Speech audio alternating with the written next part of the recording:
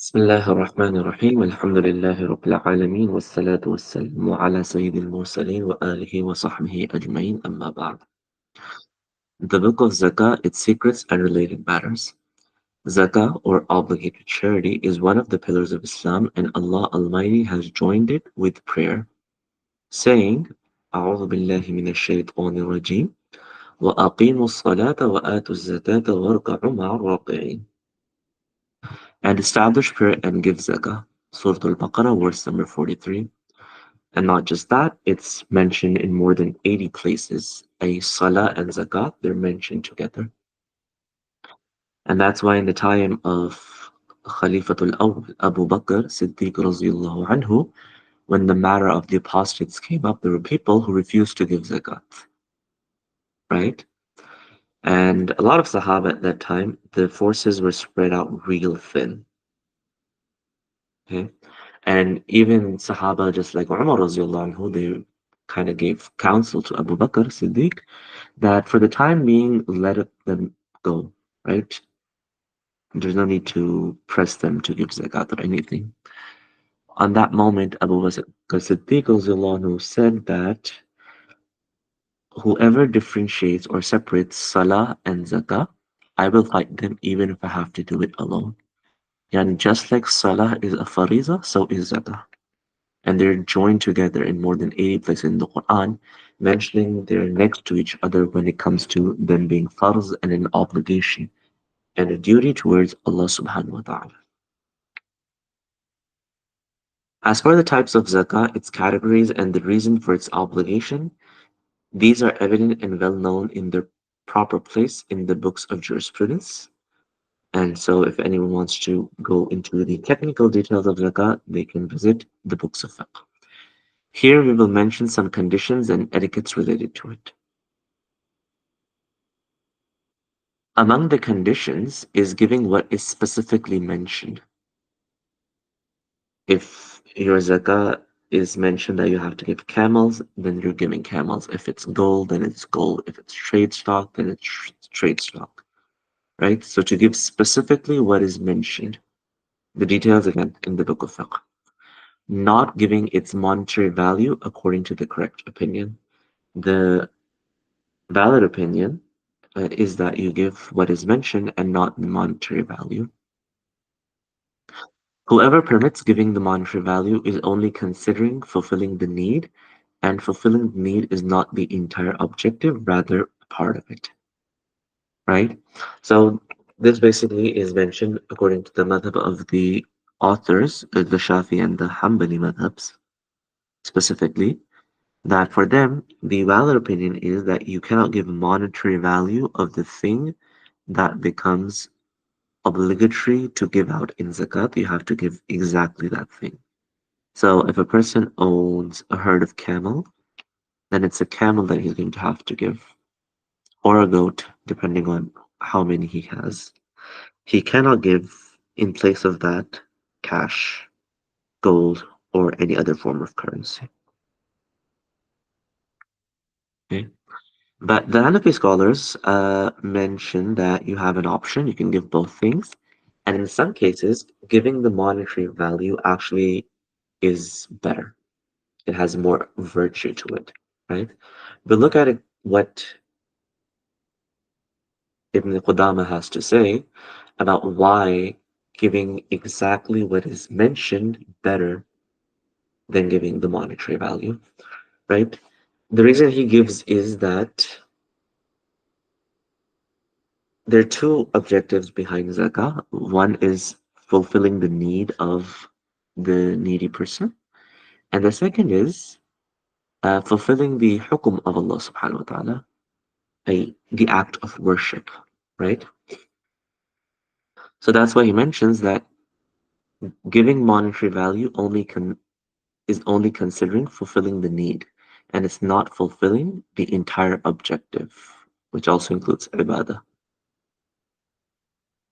Then he describes the obligations of Sharia, and there are three types. Number one, the first type is purely an act of worship, like throwing pebbles at the jamarat, the stone pillars during Hajj, which represent the shaitan. Throwing pebbles in them is a pure act of ibadah, right? And what is the purpose of such an act of ibadah? The objective of Sharia in it is to test the person with action, to demonstrate his servitude by doing what he does not understand its meaning. As if in, why are we throwing these pebbles? It makes no sense, yet we're still doing it because that's what's expected of us. Because when you understand the meaning, this naturally helps a person and encourages them to do it. So the purity of servitude is not shown through it, and through those actions who can logically reason with being beneficial or making sense. Unlike what we mentioned, unlike the example of throwing the pebbles at the jamarat, where it does not make much logical sense, as in why are we doing it? The second type of Sharia obligation is opposite of it. Yani, it is not intended as an act of worship.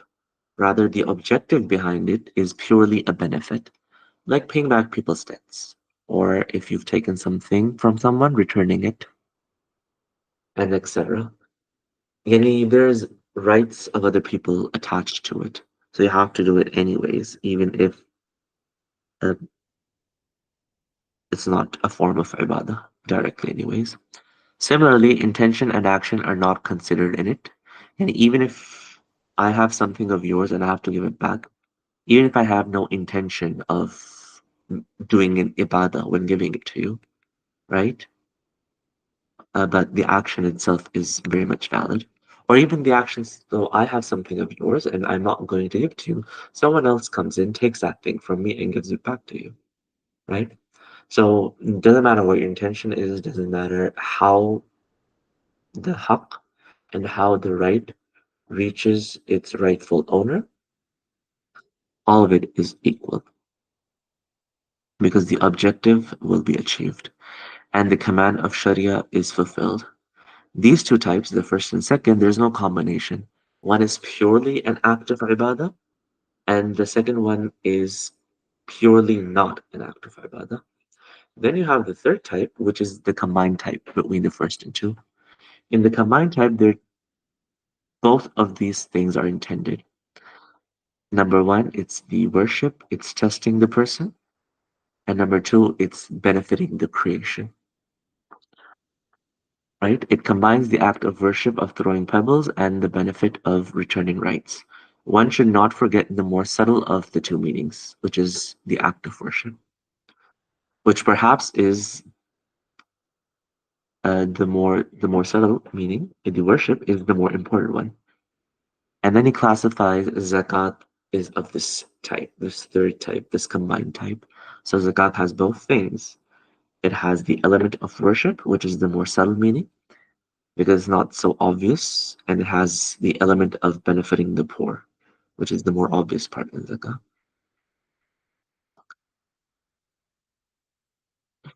The benefit of the poor people person is intended by fulfilling his need, and the right of worship is intended by Sharia in following the details, exactly how the Sharia prescribes them. With this consideration, zakah is similar to prayer and hajj, right? So just like in prayer, even though you don't know why you're standing up, bowing down, but you're just gonna have to do it. And in hajj, you're going around the Kaaba doing tawaf or throwing the pebbles. Doesn't make much sense, but you're still doing it anyways. Similarly, in zakah, you're gonna give out what you're prescribed to do so, even if it doesn't make sense, right? And Allah knows best. Now, for a moment, think of a scenario in which a person is living in an apartment building in an expensive city where you have to pay monthly car parking charges, right? And they're in need of zakah. And the person giving out zakat, on the other hand, has to give out, for example, goats or cows or camels as form of their zakah because they're shepherds. That's the only thing that they own. Now, I'm that person, I have to give out my zakat, and I'm giving you, let's say I have to give out two cows, and I'm giving you two cows. That here's my zakat, please take it. What exactly are you going to do with those two cows? Where are you going to end up keeping them? Obviously, you're in a small apartment, you can't keep them inside the apartment. Neither can you possibly park them in the parking space. I'm pretty sure that won't be permissible by the law. And so, in me giving you zakat, I've actually placed you in more of a burden in that you now have to either keep the cow somewhere out of the city in some farm in which you're going to have to pay extra charges, or I've burdened you enough that you're going to have to go to the farm and sell the cows. And in that, you get the money that could have possibly been given to you, right? So the truth of the matter is that it's not always that giving what is prescribed the best thing. So even if you were to argue that giving the prescribed thing is has a more subtle meaning of worship to it, you're basically um, failing in the second part of the objective. Yani if you say that zakah is of the third type, it is part worship and part benefiting people. In our given scenario, you've completed the part of worship, but you failed the part of benefiting people. And rather, benefiting people in itself is also an ibadah, which you were unable to complete. And so the objective of zakah in this scenario is also incomplete. Right? So it's not always the case that giving out what is prescribed in detail in the works of fiqh, that is always the best scenario. Sometimes it's not the best scenario. Consider a person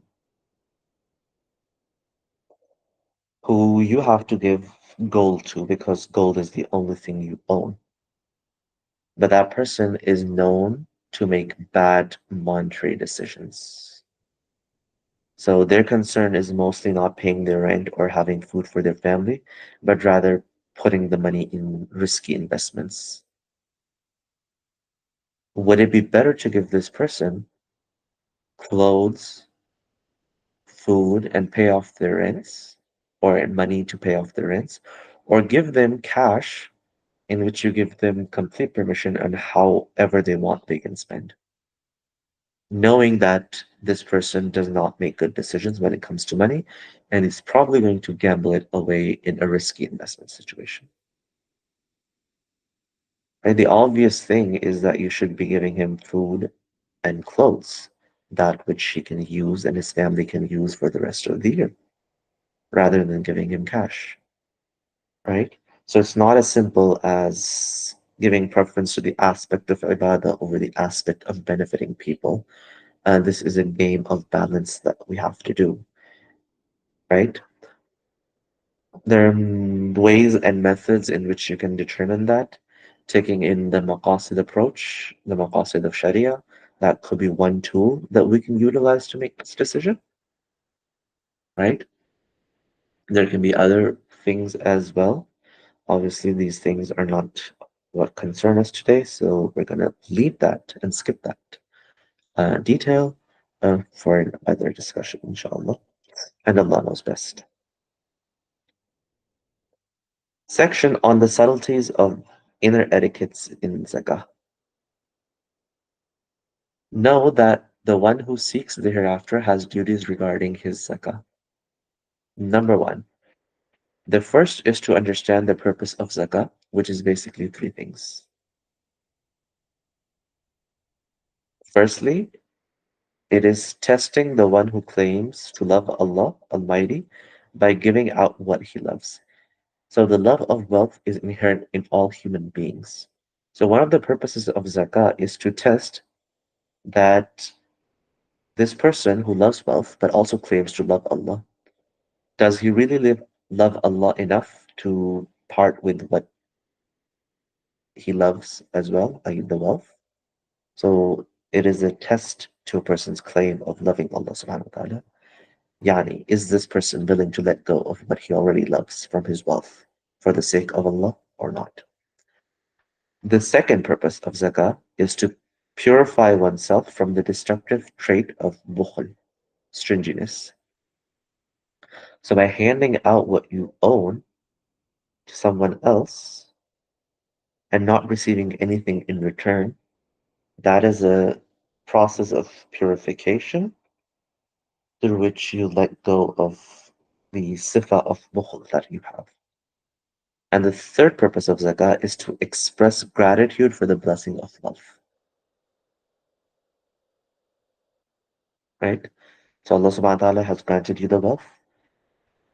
No amount of effort, practice, investment, intelligence could have helped you in achieving the wealth that you have if Allah did not ordain it, if He did not plan it and allow it. Think of in your surroundings so many intelligent people, so many gifted people, yet they are in financial constraints, right? You think that they would excel in their jobs, they'd have good jobs, they would make good business decisions, yet they are in financial difficulty and hardship because at the end of the day, all of these things, your job, your business, your character, your abilities, all of these are means. And the means can only be effective if Allah's will is with them. So to express gratitude for the blessing of wealth that you have, because it is a gift from Allah subhanahu wa ta'ala. So the first etiquette was to understand the purpose of zakah. The second etiquette and duty is to conceal giving it out, as it is further from showing off and seeking fame. Yani basically, when you were giving zakah, I try to hide it, and the person you're giving to, do so in secrecy. Openly giving it humiliates the poor person. As we see on TVs, when a big donation is being made, they probably bring up a few people from the poor community and they have this whole photo session and everything, right? This is very humiliating for those people. They're in need and they take it. That's not how someone should be treated. If one fears being accused of not giving zakah, he may give to the poor people who do not mind taking it openly and then give to others secretly. And if you're in a position in which you're going to be accused of not giving zakah, you have some jealous people around you. In that case, in order to save yourself from those accusations, it's okay that if you give zakah openly, some of it anyways, and the rest you can do it secretly. Okay. Similarly, a person of influence may give it out openly if their intention is to motivate the people they hold sway over. Right? So, for example, a community leader, a sheikh, or an ustad, he openly gives out his zakah in front of those people, their influence of circles, so just that people can become motivated, right? In this comes the hadith, Man sanna fil Islam sunnah hasana, whoever initiates a good sunnah, a good way in Islam, he gets the ajr of everyone who follows it, right? And this is what the Prophet ﷺ mentioned when a tribe came to him and he could see them afflicted with poverty. It was very apparent in on their faces. And then he stood up, gave a khutbah in which he really encouraged people to give charity. And so a Sahabi, he came carrying a bundle of clothes and foods so heavy that he could barely carry it. In fact, midway to the masjid, he was unable to carry it and people had to help him with it. Seeing this Sahabi and the charity that he made, other Sahaba then started giving out charity until two small piles of food and clothes were collected, right? On which the Prophet ﷺ mentioned that whoever starts a good sunnah in Islam gets the ajr of everyone who follows it. So in this example, we see the Sahabi giving out charity openly, right? So sometimes you can give out charity openly if you know that this is going to motivate other people around you. Similarly, some scholars say that dispensing zakah openly and giving zakat, which is an obligatory charity, you should give it openly, while voluntary charity, sadaqat, that should be done in secrecy and privacy. And people should not know about the sadaqah that you're giving. But as for zakat, it should be done openly. And they say that this is similar to salah, like in salah, in prayer. It is highly recommended, and in some cases, and for some people, even close to wajib, that they attend the prayer, like the farz prayer, with congregation in jama'ah, right? While it is highly prescribed that your nafil prayer should be done in the secrecy of your home. Why? One is an obligation, the other is voluntary. So just like in salah, sometimes you have to do it openly, and others you're encouraged to do it privately. So is zakah. Sometimes you have to do it openly, and other times, which is sadaqah, you should do it um, secretly, right? So this is something, whether you should do it openly or whether you should do it secretly. These are some rule of thumbs that you can follow that we mentioned. Most of it falls down onto your own personal situation. If you're in a place where you think if you're going to give charity, people are going to praise you a lot, and you know, you'll kind of feel a sense of accomplishment, achievement, and you might get boastful about it, right? Or in other words, you like people praising you when you do something good. That is a sign that you should be giving this charity in secret, whether it's zakat or whether it is a nafil sadaqah. But if you don't really have that feeling, you find people applauding and their appreciation awkward, you can't receive a good and you don't really like it, then in that case, it's okay if you openly give charity, but secrecy in most cases is better. Wallahu a'lam bissawab. Right? So that is the second duty, to conceal giving your charity to whatever extent is possible. The third duty is not to spoil it with reminders of favor and causing harm. Yani once you give charity, once you give zakah, sadaqah, do not remind people, oh, I gave you such and such, and so and so. Then why do you go against me and my wishes? Right? Or when you're giving zakah, you should do it with etiquettes and manners, right? Don't shove the money in the face of the people or throw it at them from top of the balcony or something like that. Rather, as you would give a gift to a friend, in the same manner, you should be giving your charity and sadaqah to that poor person, right? Because this favor, this man and other, these things can happen when a person sees himself doing good to the poor and giving generously. The man and other can happen. They can either be very, very rude to that person, right? Or they could say things like, um, I've done a great favor to you by giving you this, so don't waste it, and things like that. Like being on the high horse when giving charity. These things can happen when a person sees themselves doing this. But if he truly reflects, he will see the poor person is actually doing good to him by accepting the right of Allah, which purifies the giver. Yani me as giving zakat, I'm not the one doing any ihsan. It's that poor person accepting my zakah from me who's doing the ihsan. If he refuses, all the poor people refuse, who am I going to give the zakah to? And I have to give it because it's an obligation, a duty from Allah subhanahu wa ta'ala. I need these people in for me to be able to perform my obligation, right? So they're the ones who are actually doing an ihsan to me. They're doing good to me, not the other way around, right? Similarly, when he remembers that giving zakah is gratitude for the blessing of wealth, there is no longer a sense of transaction between him and the poor person. The wealth was never mine to begin with. It was given to me by Allah subhanahu wa ta'ala. And I am just giving it out as gratitude for what Allah gave me. right? So it's no longer me giving it to the poor person, it's rather me expressing my thanks to Allah.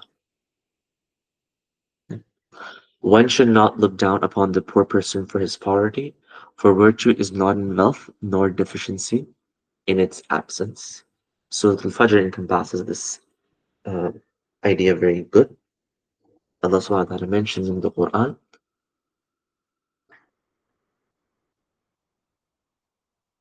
وَأَمَّا الْإِنسَانُ إِذَا مَا ابْتَلَاهُ فَقَدَرَ عَلَيْهِ رِزْقَهُ فَيَقُولُ رَبِّي أَهَانَنِ.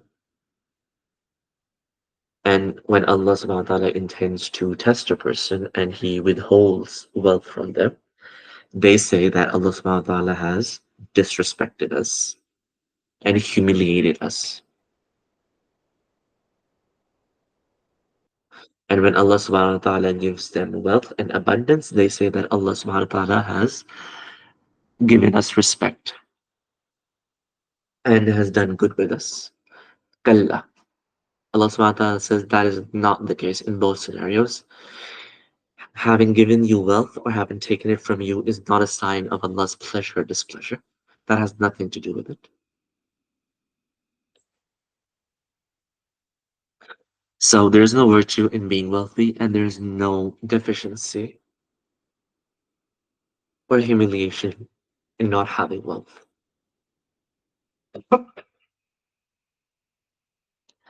Right? So one more thing that you can do, kind of like a muraqabah, an imagination, is that imagine that and recall that zakah is a right of Allah given to the poor. Basically, the poor person is a collection agent. You giving the zakah to the poor person is not giving it to the poor person, rather it is giving to Allah subhanahu wa ta'ala, because that's his right. The poor person is merely a collector and an agent, nothing more. After he collects it on behalf of Allah subhanahu wa ta'ala, it is Allah subhanahu wa ta'ala who transfers the ownership to him and not you, the zakat giver, right? Therefore, it is not the person who is giving the zakah, it is Allah. And thus, when you're not the one giving them anything, you have no favor on anyone but your own self. You favored your own self by fulfilling the obligation of Allah subhanahu wa ta'ala that you had.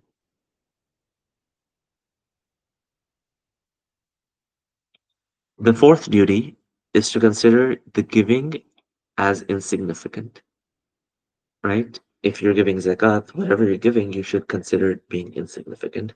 For whoever magnifies his action is self-admiring. It has been said, a good deed is not complete except with three things. You consider it to be insignificant, you hasten to do it, and you conceal it, right? Because what if Allah subhanahu wa ta'ala refuses? Like in comparison to what Allah has and what Allah has already bestowed you, what is the amount that you're giving away in charity? It's not like you're giving everything, you're giving just a part of it. If it's zakat, you're just giving 2.5% of your entire wealth. That is next to nothing. So why should you think that it's a lot? Right? So in comparison to what Allah blesses us every single day, whatever we give out in charity is insignificant.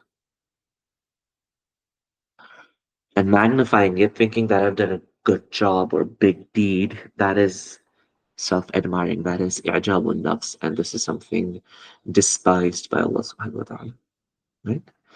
So the conditions of an acceptance of a good deed is with three things. Don't consider that you did anything.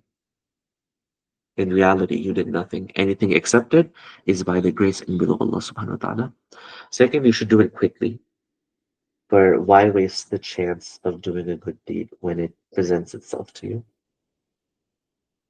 And lastly, conceal it from other people. The discussion around concealment has already taken place. The fifth duty is to choose from his wealth what is lawful, best, and most beloved to him. As for being lawful, Allah Almighty is pure and only accepts what is pure. Inna Allah tayyib la yaqbalu illa tayyiba. As for being best, the best wealth that you have, Allah subhanahu wa ta'ala mentions in the Quran, وَلَا تَيَمَّمُوا الْخَبِيثَ مِنْهُ تُنْفِقُونَ, and do not aim towards the defective therefrom, spending from it. And in the wealth that you're going to give in charity, don't go and look for that which is defective and that which is of low quality. Rather, when presenting something to Allah subhanahu wa ta'ala, aim for the best that you have. And that one should consider two things, right? And why you should not be giving defective things in charity, rather the best that you have to be given in charity is number one, is the right of Allah subhanahu wa ta'ala to be glorified. For He is most deserving of having the best chosen for Him. I mean, literally, everything that you have belongs to Him, and His majesty is well beyond what any of us can actually comprehend. He created everything in the heavens and the earth, and He sustains everything in the heaven and the earth. He does what He wishes, no questions asked. Nothing can stop Him. No one can challenge Him. All the power in the world. Omnipotent, omniscient, ever knowing, ever living. So, with all of these attributes that He has, right, He is the most rightful entity to be glorified. And He then is the most rightful entity who deserves that we do the best for Him. If we're giving something, we give the best that we have. If we're doing an action, we do the best that we can to the best of our abilities, right? And then he gives an example. If a person were to offer his guest bad food, this would probably upset him. Imagine you being a guest at someone else's house, and the only thing that they're serving you is, and the people that you're with, they're well off, but they serve you stale bread and a gravy a month old. How would that make you feel, right? And obviously, Allah subhanahu wa ta'ala is not affected by our choices. He's way beyond that. But if you, as a human being who is completely insignificant in front of Allah's majesty, would feel disrespected and would want some modicum of, and would appreciate being dignified, then Allah subhanahu wa ta'ala, who is actually worthy of that, does He not deserve to be given that which is best? So that's the first thing that we should be considering. The second thing to consider is the right of himself. The person thinks about their own right, because whatever he offers is what he will meet tomorrow in the hereafter. Whatever you're giving in zakah and sadaqah, you're literally storing it for your hereafter. And this world is going to end sooner or later, and all of us are going to have to die and go to the hereafter. So why not prepare for the hereafter by sending to it that which is most great, the best that we have? Okay. So that was why you should choose the best to give in charity. As for choosing the most beloved to us, it is because Allah subhanahu wa ta'ala mentions in the Quran, لَن تَنَالُوا الْبِرَّ حَتَّى تُنْفِقُوا مِمَّا تُحِبُّونَ. Never will you attain the good until you spend in the way of Allah from that which you love. Surah Al-Imran.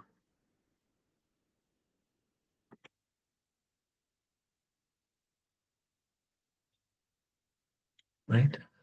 So two anecdotes in connection to this ayah of spending that which you love. When Ibn Umar radiallahu anhuma loved something from his wealth immensely, he would give it in charity for the sake of Allah subhanahu wa ta'ala. It is narrated that he was in Juhfa while feeling unwell, and he said that I long for some fish. So his companions, his family, they searched for it, but they could find only one piece of fish. His wife took the charge, prepared it, and then offered it to him. And as he was being offered the piece of fish, a poor person came, and Ibn Umar radiallahu anhuma, he said to him, take it. His family, who went through all the pains of searching for the fish and then cooking it, remember, cooking in that time wasn't an easy task. They'd have to first collect firewood, then burn it, and then cook it. His family said, glory be to Allah subhanallah. You have burdened us in the search, in the cooking process, and we had food we could have given away, right? We could have given that poor person other food that we had. You could have had the fish we did for you. On which he said, Abdullah loves it. And Abdullah loves fish. And Allah subhanahu wa ta'ala mentions, لَن تَنَالُوا الْبِرَّ حَتَّى تُنْفِقُوا مِمَّا تُحِبُّونَ. You cannot attain reward until you spend that which you love. I have spent that which I love. It is and the other anecdote, it's narrated that a beggar stood at the door of Rabi ibn Khaytham, and Rabi said, feed him some sugar. His family, they said, feeding him bread is more beneficial for him because obviously it is more nutritious for him, it's gonna give him more energy for a longer period of time, etc. He said, woe to you, feed him sugar, for Rabi loves sugar. Okay. So both these anecdotes, you see that the person is giving the poor that which they love, right? Now remember, these anecdotes, they're indicating the personal preference and taste of the people. Ay Rabi ibn Khaytham and Abdullah ibn Umar radiallahu anhuma, right? It is permissible to give what you love. However, it's not always the case that what you love is the best course of action. For example, in Rabi's situation, feeding the poor person bread was much better for him rather than giving him sugar, right? And although giving him sugar was just as permissible, maybe it wasn't the best course of action. Again, when doing a good deed, or especially when it comes to charity, it's not just about the person doing it, it's also about the person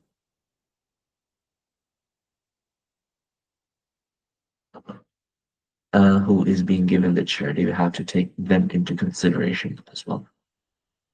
The sixth duty is to seek those who are purified by his charity. I find people you're going to give zakat to, and who are especially from among the eight categories mentioned in the Quran. Right? So Allah subhanahu wa ta'ala mentions إنما الصدقات للفقراء والمساكين والعاملين عليها والمؤلفة قلوبهم وفي الرقاب والغارمين وفي سبيل الله وابن السبيل. Almsgiving, alms tax is for the poor, the needy, employed to administer this tax, those whose hearts are attracted to faith, freeing slaves, those in death for Allah's cause, and the needy travelers. Details of it, again, you can find it in the books of jurisprudence. So these are the eight categories to whom you can give zakat. We know that in fiqh. But within these eight categories, you should find people who have certain characteristics, right? So charity zakat will be given people of these eight categories, but obviously these categories have different types of people in them. What are the characteristics of the people that you should give charity to? Number one, the first is taqwa, piety. So the person should prioritize the pious with his charity, for it directs their aspirations towards Allah Almighty. Yani when you give a pious person charity, they can now focus on their ibadats more, and that will be like a sadaqah jariyah for you. If you give a worldly person who's in need charity, maybe their time will be spent gossiping and sitting idly by, or doing something that won't be a sadaqah jariyah for you, right? So choose amongst these eight categories people of taqwa. Amr ibn Abdullah ibn Zubayr, the grandson of Zubayr radiallahu anhu, used to choose worshippers while they were in prostration, when they were in the sujood. So he would bring them a pouch containing dinar and dirhams and place it by their sandals. So they know that someone's placed something, but they wouldn't notice Amr ibn Abdullah doing so. He was asked, what prevents you from sending these pouches to these people? He said, I dislike seeing the frown on any of their faces when they see my messenger or me. Yani, I want to give it in such a way that they don't know who it's from, In that case, they won't feel disrespected or humiliated by receiving zakah, but they're needy, so their need will also be fulfilled. The second characteristic trait that you should be looking for in those people you dispense your zakat to is knowledge. For giving to a scholar is supporting knowledge and spreading religion, which strengthens the Sharia. Especially those who dedicate their lives entirely for dispensing ilm, so that they don't have time to actually involve in some sort of trade or craft to be able to earn a living. Giving to such people, or the talabatul ilm enroll full-time in a madrasa, that is one of the good forms of charity that you can aim for. The third is that he should be among those who see the favor as coming from Allah subhanahu wa ta'ala alone and do not turn towards the means, either person giving the charity, except to the extent encouraged in thanking them. Right? The person that you should be giving charity to is not someone who is on the arms of the rich.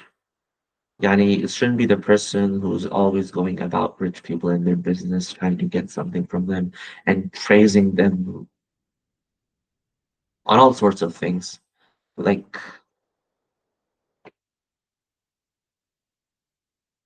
you praise a person, you praise their car, their clothes, their looks, their intelligence, and you praise it, and they give you something, and you praise them on their generosity and everything, right? This person who habitually praises when given something will also be the one who criticizes when he's not given something. And you see that from professional beggars, especially, right? You give them something and they're all praises for you when they give you so many du'as. But the second you don't give them anything, or you give them something less than their expected or their usual amount, they fraud in your face. And sometimes they even throw back the money that you give them because they feel undignified by receiving so less. Right? Such people who have a habit of praising will also criticize when they're prevented. As for those who see the favor coming from Allah, will thank the giver ever so subtly by saying, Jazakallah khair for helping me, and that will be it. They won't go to the ends of the earth in praises. Right? These people are truly thankful for what you have to give to them. The fourth is that he should be someone who hides his poverty, conceals his need, and refrains from complaining. Shouldn't be someone who asks and begs. Shouldn't be someone who's always complaining about how difficult life is. Right? So the poverty is hidden, you really don't know. Allah subhanahu wa ta'ala mentions of such people, يَحْسُبُهُمُ الْجَاهِلُ أَغْنِيَاءَ مِنَ التَّعَفُّفِ. The ignorant would think them rich because of their restraint. They don't ask, they don't show, so person seeing them will think, well, this is a well-off person. They don't need zakah.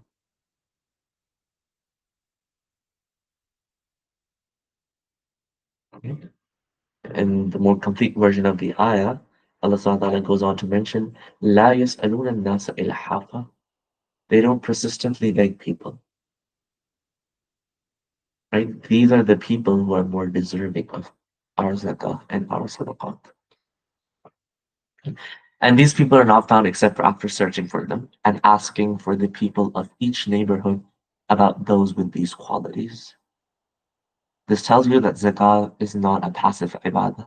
You just don't give it to an organization. I mean, you can, but that's not how you should be giving zakah. Rather, zakah is an active ibadah in which you search for people in your community who are actually in need, who preferably have these characteristics that we're talking about. Find them, search for them, and then give them the zakah and help them in ways that protects their dignity, protects their identity, and doesn't make them feel burdened for receiving the help that they truly deserve. May Allah subhanahu wa ta'ala grant all of us the proper etiquettes, manners in giving out our zakah. The fifth characteristic is that he should have a family or be detained due to illness or death. For this is among those who are constrained, are for any means.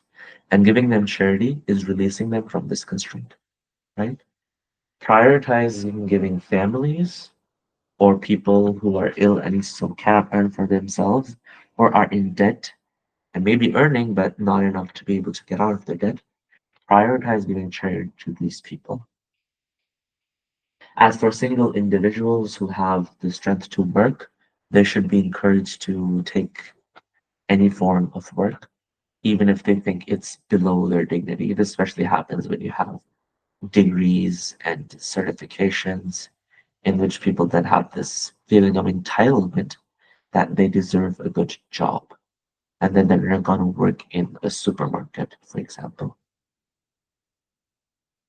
So these people who can actually work should be encouraged to do so.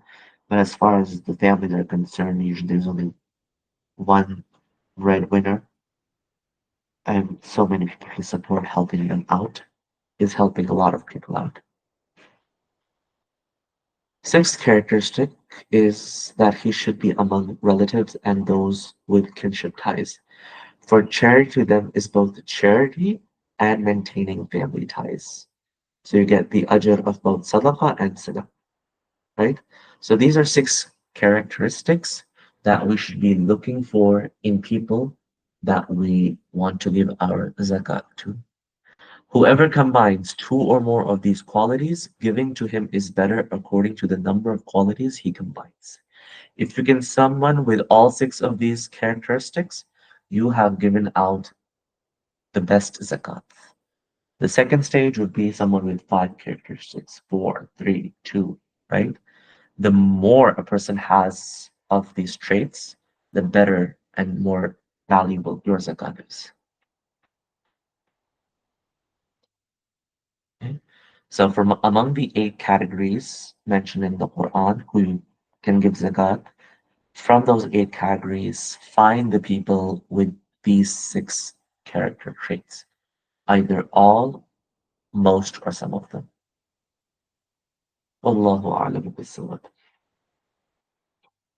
Section on the etiquette of the recipient.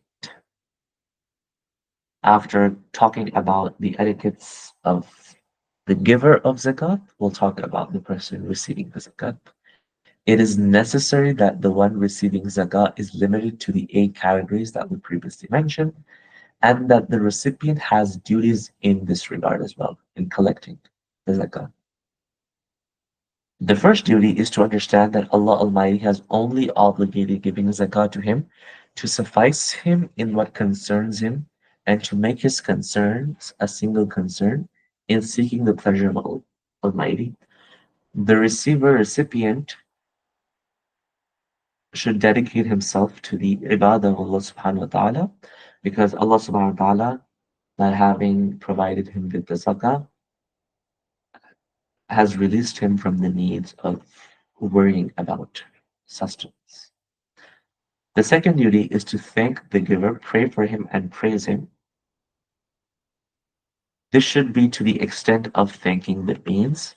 For whoever does not thank people does not thank Allah, as mentioned in the hadith, mentioned in the Tirmizi, Man lam yashkur nasa lam yashkur.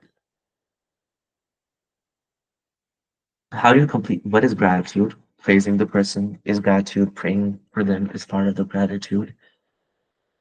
Part of complete gratitude is also not belittling the gift given, even if it is small, not criticizing it and overlooking any flaws in it. When someone gives you something, accept it humbly, praise and pray. Don't find fault in it. What if they had not given you this as well? And that is the only thing that you're getting in this year, for example. Just as the giver's duty is to consider it insignificant, the recipient's duty is to consider it significant, right? All this seeing it significant or insignificant does not contradict it by being a blessing from Allah Almighty, right? And someone could say that when I'm receiving zakat, I'm not going to praise or pray for the person giving it to me, because in that scenario, it would be like taking it from the person and not from Allah subhanahu wa ta'ala. And like I want it from Allah. Or someone could argue that if I praise and pray for the person, then I could be responsible for corrupting their niyyah and putting a dent in their ikhlas and stuff like that. But none of this contradicts seeing the blessing from Allah, right? Because whoever does not see the intermediary as an intermediary is an ignorant person. The person giving you a zakat is a link between you and Allah subhanahu wa ta'ala, you the receiver. He is an intermediary nonetheless. And so he should be acknowledged to be so, right? Why do parents have such a high status in Islam? The one who actually gives birth and life is Allah subhanahu wa ta'ala. But parents act as intermediaries, right? And because they are intermediaries to such an important ni'mah, the ni'mah of life, the blessing of life, um, the status that they enjoy and the respect that they enjoy because of just being the links is enormously high as well. Same goes for ustaz and talib, a teacher and a student. The actual one who gives the ilm is Allah subhanahu wa ta'ala. The teacher is simply a link between the two, the student and Allah, Jalla Jalaluhu, a mere intermediary. But because of fulfilling that role, he has a status and a respect that the student is obliged to give him, just because they act as the intermediary. And so in all of the ni'mah that we receive in whatever form, they all come from Allah subhanahu wa ta'ala, but someone is delivering it to us. And whoever is delivering whatever ni'mah, he deserves the thanks, he deserves our prayers. Right? It's not just for zakah, it's for everything in our lives. And this is something that we should consider. The third duty is to examine what he is given. If it is not from lawful sources, he should not take it. Forgiving from someone else's wealth is not zakah. That which is unlawful belongs to someone else. So Allah protect us all. For let's say I have haram means of earning and I give you zakat from that wealth. Those haram means indicate that this wealth does not belong to me, it belongs to someone else. So I'm literally giving you someone else's wealth as zakah. You cannot receive that because that wealth does not belong to me and I cannot give zakat from it. That is if the recipient knows that this person's income is completely haram. If it is from doubtful sources, he should avoid it unless he's in dire straits.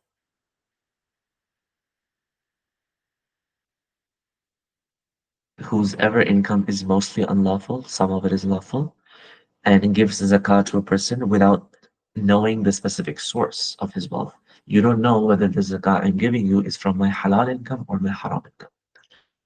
The fatwa, the legal ruling, is that the receiver should give it in charity, right? This is safe. But it is permissible for this poor person to take what fulfills his need when he is in dire straits and unable to find pure, doubt-free source of wealth.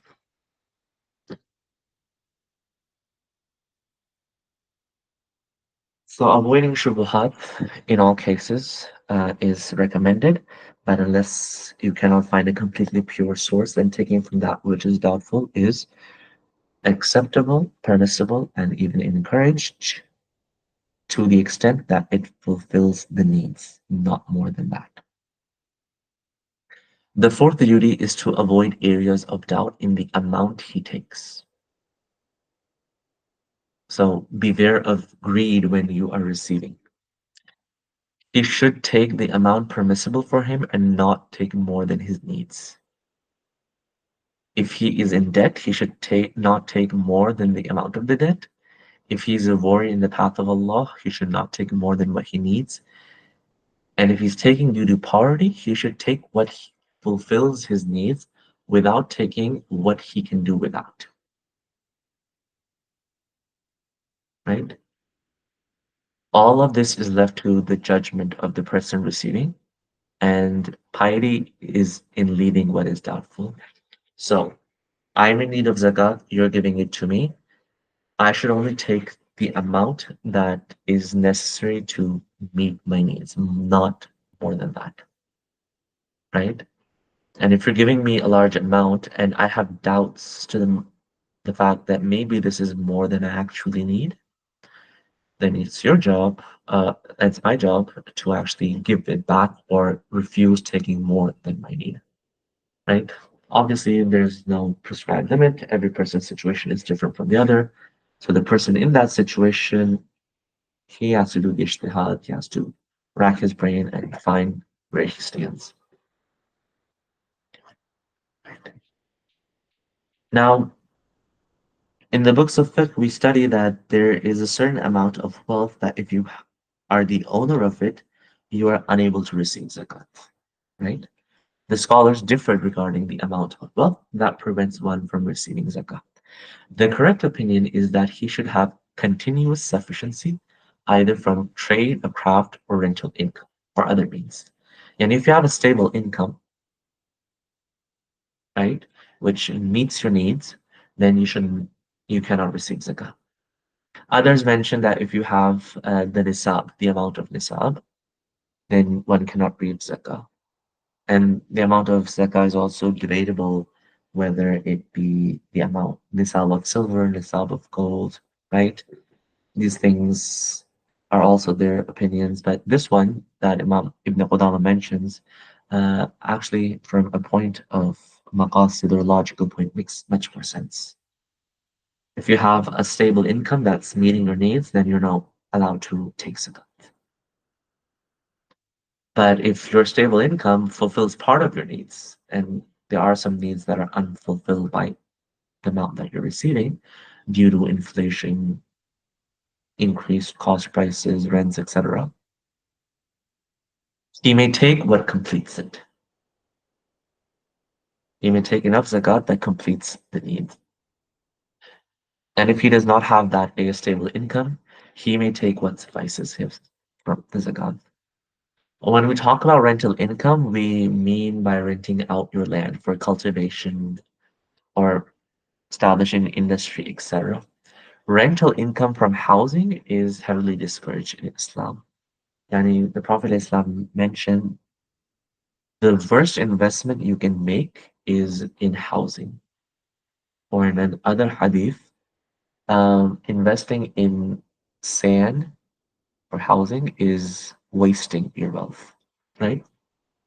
So Islam highly discourages that housing should be a source of income, especially those people who have multiple properties which they rent out, because that in a way is um, exploiting those people in need of a place to stay. Anyhow, there could be a long discussion on this as well, but this is not a place for it. Whatever he takes should be enough for his ear and not exceed that. A year is considered because when it passes, the time for taking comes again, and taking more than that restricts other poor people. So take what you need for an year and not more than that, because if you take more than that, it means that there's less left for other needy people. And by only taking it that for a year, the next year you can take it again if you need it.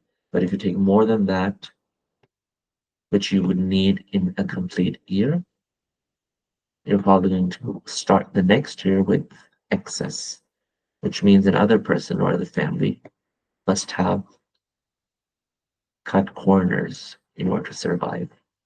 So don't do that.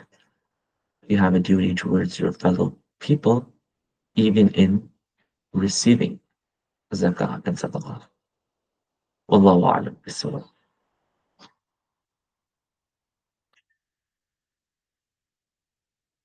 A section on voluntary charity, its virtue and etiquette. The virtues of charity are many and well known. You can easily find them in the books of hadith. Some of them we mention over here. Among them is what al-Bukhari narrated from the hadith of Ibn Mas'ud radiallahu anhu that the Prophet ﷺ said, which of you loves the wealth of his hair more than his wealth? They said, O Messenger of Allah, there is none of us who does not love his wealth more. To which the Prophet said, his wealth is what he sends forth and gives in sadaqah. And the wealth of his heir is what he leaves behind when he dies. Or in another hadith, the Prophet said, uh, the son of Adam says, my wealth, my wealth. What is his wealth except that which he eats and finishes, wears and makes old, and that which he gives forward as sadaqah? Everything else belongs to his heirs. In Sahihain, from the narration of Abu Hurairah, radiallahu anhu, the Prophet ﷺ mentioned, whoever gives in charity the equivalent of a date from good earnings, and nothing ascends to Allah except that which is good, Allah will accept it with his right hand, which is a metaphor for having accepted it and appreciating it. Then he will nurture this small date for its owner as one of you nurtures his fall until it becomes like a mountain. I mean, from halal sources, when you give something in charity, even if it's very little, Allah subhanahu wa ta'ala will grow it, meaning its ajr will be given to you 700 times more, or maybe even more than that. In another hadith, it's mentioned charity extinguishes the anger of the Lord and protects from a bad death. Yet in another hadith, give charity, for charity is your ransom from the hellfire. On the authority of Burayda radiallahu anh, the Prophet ﷺ mentioned, no one gives something in charity except that it breaks the hold of 70 devils from him. Yani giving something in charity is a means of liberation from the shaitan. Yani it is a quick source of the refinement of the heart. An anecdote in this regards is narrated that a monk worshipped in the monastery for 60 years purely for the sake of Allah subhanahu wa ta'ala. Was worshipping nafil ibadats all day long. Then one day he came down with a loaf of bread in his hand.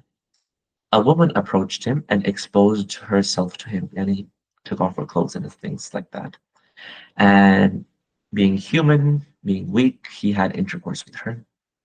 Death overtook him while he was in that state, in the state of zina, right? During that time also, a beggar came and he gave him the loaf of bread that he had, and he died.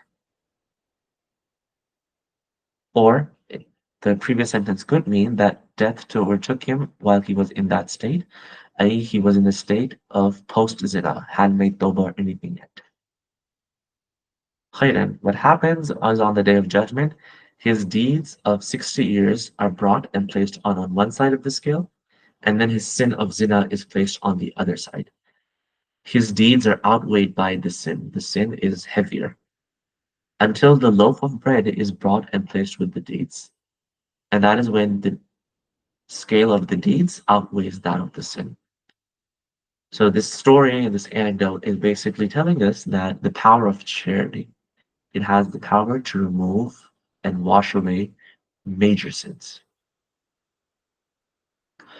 In a narration in Muslim from the hadith of Abu Hurairah radiallahu anhu, the Prophet ﷺ said, charity does not decrease wealth. And if you find that you're giving out charity, your wealth is being decreased, know that that is a sign of weak faith.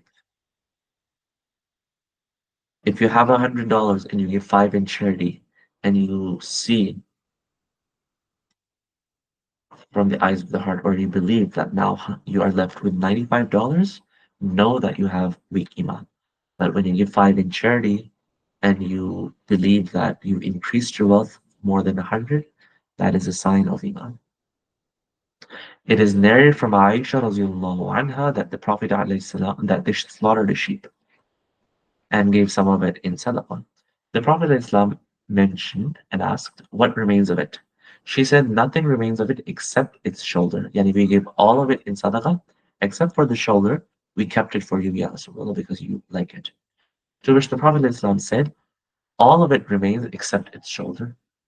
Yani everything that you gave sadaqah, that remains in your account in the hereafter.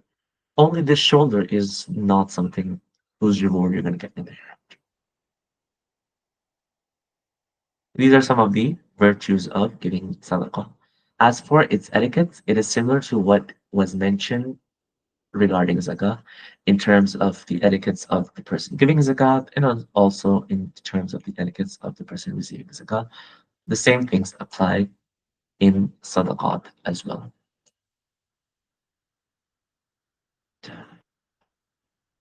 Now, there's another thing that the ulama differed in. They differed regarding which is better for the poor person, taking from zakah or taking from voluntary charity. Some said taking from zakah is better, others said taking from voluntary charity is better. I don't see the relevance in this discussion. He should take from that which is pure and that which fulfills his need. As for the best type of charity, it is narrated on the authority of Abu Hurairah radiallahu anhu that the Messenger of Allah sallallahu alaihi wasallam was asked, which charity is best? He said that you give while you are healthy and miserly, fearing poverty and hoping for wealth. And do not delay until your soul reaches your throat, and then you say, for so and so, such and such, and for so and so, such and such, when it belongs to so and so. Yani to give charity in your prime, in which you're healthy, you hope to live a long life, and you hope in which you have wealth, but you fear wealth as fear poverty as well. That I won't have enough for my investment, for my house, for my retirement, etc. That is the best time to give charity. Everyone is charitable on their deathbeds. That's nothing to boast about, right? There's nothing significant happening over there. So the best time to give charity is while you're in your prime, in your health, in your youth.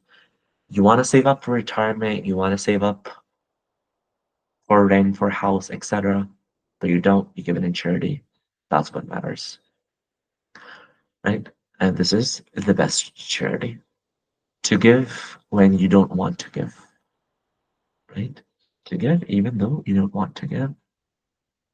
Again, also, you can increase the value of your charity by finding people with those six characteristics that we talked about, from taqwa, from silatul rahim, from families and individuals in debt and sickness, etc.